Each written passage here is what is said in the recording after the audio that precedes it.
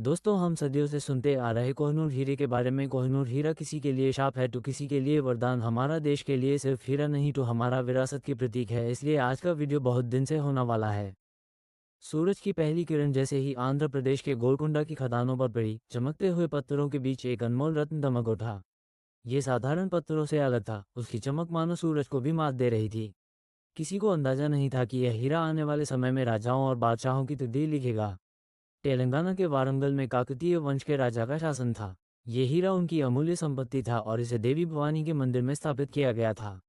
राजा को विश्वास था कि यह हीरा शक्ति और समृद्धि का प्रतीक है, लेकिन किस्मत को कुछ और ही मंजूर था। 14वीं शताब्दी में दिल्ली के सुल्तान अलाउद्दीन खिलजी की सेना ने वारंगल पर हमला कर दिया। मंदिर लूटा गया, राज्य तबाह कर दिया गया और कोहिनूर को दिल्ली सल्तनत की शाही संपत्ति बना दिया गया। तब किसी ने नहीं सोचा था कि यह हीरा एक के बाद एक राजाओं के हाथों में जाता रहेगा, लेकिन किसी को भी स्थायी सुख नहीं देगा। समय बदला, दिल्ली सल्तनत कमजोर पड़ी और मुगल साम्राज्य का उदय हुआ। बाबर के हाथों में सत्ता आई और कोहिनूर अब मुगलों के ताज की शान बन गया।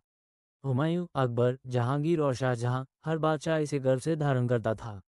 शाहजहां ने तो इसे मयूर सिंहासन तख्त ए ताउस में जड़वा दिया, जिससे इसका वैभव और भी बढ़ गया।